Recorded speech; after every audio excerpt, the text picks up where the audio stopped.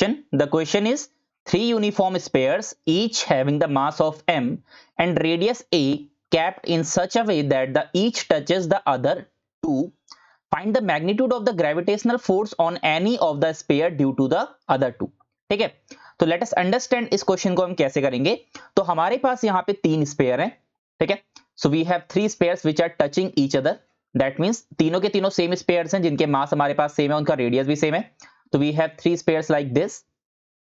अब क्या है हमारे पास, क्या है, अगर मैं इनके सेंटर्स को यहाँ पे ज्वाइन करूं, अगर मैं इनके सेंटर्स को ज्वाइन करूं, लेट से इसका सेंटर है हमारे पास ए, दूसरे स्पेयर का सेंटर है लेट से बी, और तीसरे स्पेयर का सेंटर है लेट से सी।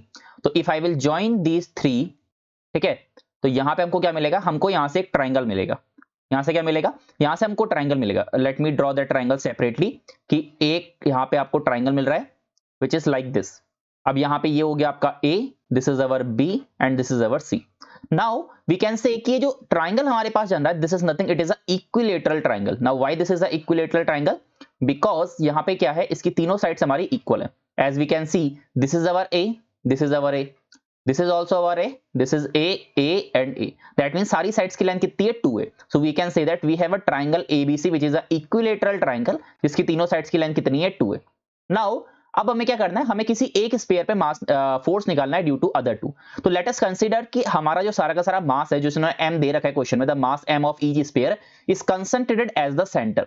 अगर सेंटर पे सारा मास कंसंट्रेटेड है, so we can say that कि यहाँ पे जो a पे आपका जो मास है that is m, similarly B पे भी आपका m मास रखा है और सी पे भी आपका m मास रखा है। Now let us find the force on C, ठीक है, फोर्स ऑन सी हम यहाँ पे निकालते हैं। तो how can we do this task, let us understand.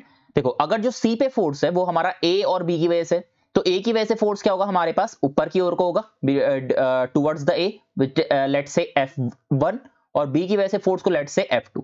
तो वी कैन से दैट जो FC होगा, FC पे क्या आएगा, जो हमारे पास जो FC पे होगा that is equal to the F net, ठीक है। वो F नेट हम निकालेंगे ड्यू टू, ठीक है, यहाँ पे F नेट निकलेगा due to A and B, due to A and B। तो A और B से दोनों का जो नेट निकलेगा force that is equal to going to be the हमारा यहाँ पे जो हमारा C पे एक्सपीरियंस रहेगा। अब वी कैन सी दैट कि जो F1 और F2 हैं, इन दोनों का एक यहाँ पे क्या निकलेगा, इनका एक रिजल्टेंट होगा। बिकॉज अगर मैं वेक्टर के हेल्प से समझे तो आपके पास एक वेक्टर इधर है और एक वेक्टर आपके पास इधर है। This is your F1 vector and this is your F2 vector, but we want to find the net force. तो नेट फोर्स क्या होगा, इन दोनों के बिल्कुल बीचों बीच से होगा, ठीक है। तो F नेट क्या होगा यहाँ पे, इन दोनों के बिल्कुल बीचों बीच से होगा।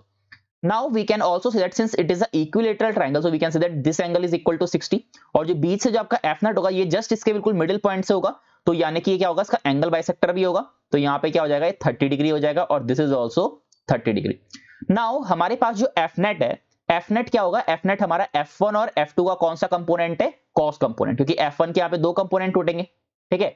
This is our F1 sin 30 and this is also our F2 sin 30। तो F2 sin 30 और F1 sin 30 तो आपके यहाँ पे कैंसिल हो जाएंगे, क्योंकि आपको पता है F1 और F2 यहाँ पे इक्वल होने वाले हैं, बिकॉज यहाँ पे हमारे मासेस भी सेम है और हमारी डिस्टेंसेस भी सेम है, और दोनों sin 30 है तो दोनों एक दूसरे को कैंसिल कर जाएंगे।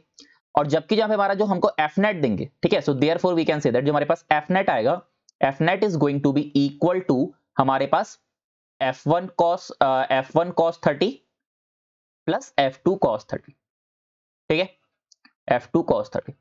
नाउ F1 और F2 क्या है, पहले इसको समझते हैं। अब यहाँ पे F1 और F2 क्या है, we can see that F1 F2 हमारे इक्वल होंगे यहाँ पे, बिकॉज दोनों के दोनों के यहाँ पे मासेस भी सेम है और यहाँ पे उनका हमारा डिस्टेंस भी सेम है। सो F1 F2 आपके इक्वल होंगे which is equal to G capital M का होल स्क्वायर, बिकॉज दोनों मासेस सेम है, डिवाइडेड बाय A कितना है यहाँ पे, आपकी डिस्टेंस कितनी है, 2 है, तो 2A का स्क्वायर हो जाएगा हमारा 4A square. So this is our F1 and F2।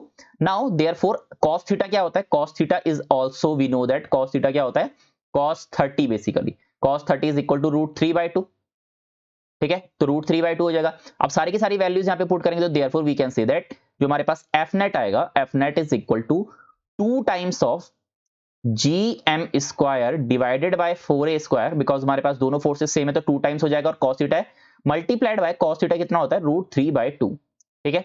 So finally the F net is going to become equal to हमारे पास कितना हो जाएगा, √3/4 multiplied by GM square divided by A square.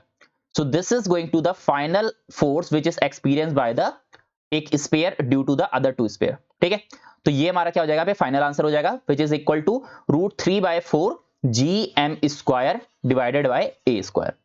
I hope you understood it well. Best of luck.